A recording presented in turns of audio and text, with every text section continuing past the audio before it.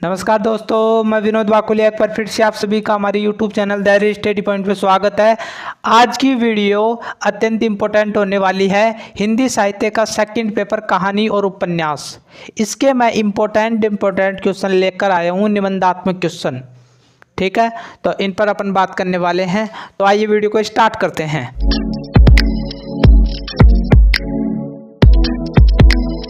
पहला क्वेश्चन आप देख पा रहे हो। पहला क्वेश्चन आपके सामने है।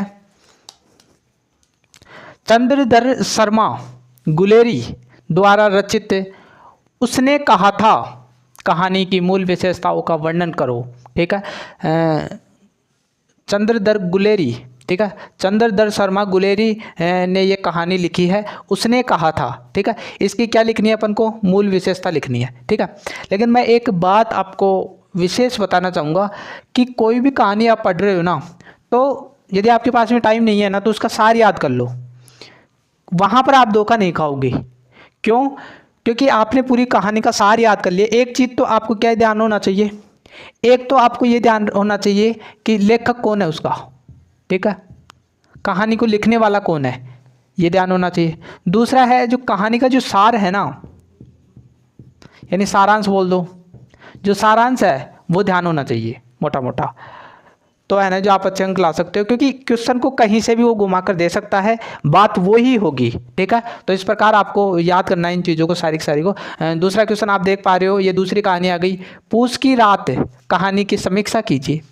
एक प्रकार से ये है ना, जो एक कहानी है पूस की रात। ठीक है, अब इसके लेखक कौन है वो ध्यान होना चाहिए, और इसका सार यानी समीक्षा, यानी पूरा आपको सार पता होना चाहिए उसका, कि इस कहानी में क्या क्या बोला गया है, वो सब कुछ पता होना चाहिए। ठीक है, तो इस प्रकार आपको पढ़ना है। एक क्वेश्चन पर ही बैठे नहीं रहना है कि इस प्रकार का एक ही क्वेश्चन है और ऐसे याद करना ही, उस कहानी का पूरा सार याद कर लो ना।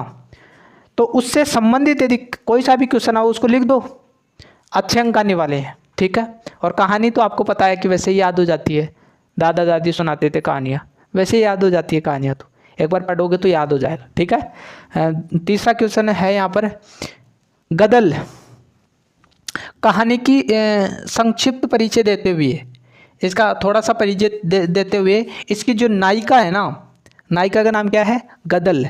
उसका है ना, जो अपन को चरित्र का उद्घाटन कीजिए, उसके चरित्र के बारे में अपन को बताना है।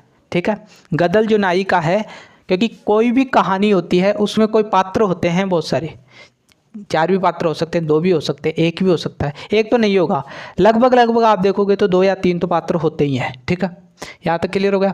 इसके बाद चौथा क्वेश्चन है, कहानी के तत्वों के आधार पर जैनेंद्र कुमार की पाइजेब कहानी।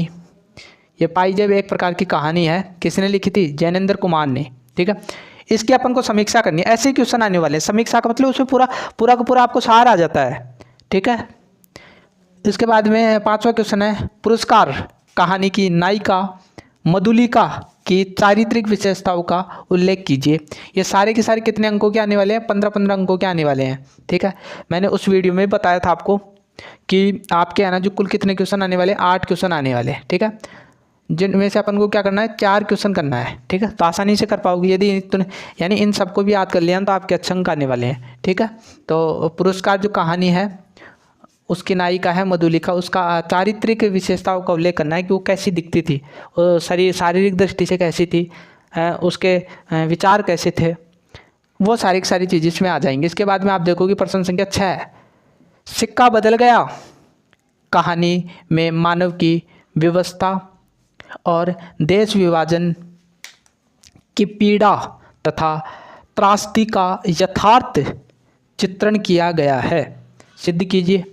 ठीक है, ये भी एक कहानी है, तो पूरा एक प्रकार से पूरा सार ही आ जाता है इनमें। ठीक है, बढ़िया तरीके से आप याद करोगे। तो इसके बाद में 7वां क्वेश्चन है, निर्मल वर्मा द्वारा रचित कहानी पिक्चर पोस्ट कार्ड की संवाद योजना पर प्रकाश डालिए। ठीक है, ऐसे जो पिक्चर पोस्ट कार्ड है ना, ये एक प्रकार की कहानी है जिसमें संवाद किया गया है पात्रों के बीच में। बहुत सारे पात्र हैं जो एक दूसरे से संवाद कर रहे हैं, तो वो सारी चीज़ें इसमें आपको बतानी पड़ेगी। तो इतने यानी 7 क्वेश्चन लेकर आया हूँ। यदि 7 क्वेश्चन भी आप बड़े तरीके से याद कर लेते हो तो आपके अच्छे अंक आने वाले हैं। ठीक है, तो बढ़िया तरीके से आपको पढ़ाई करनी है।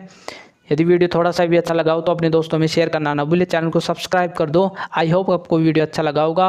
मिलते हैं नई वीडियो के साथ, तब तक के लिए थैंक यू।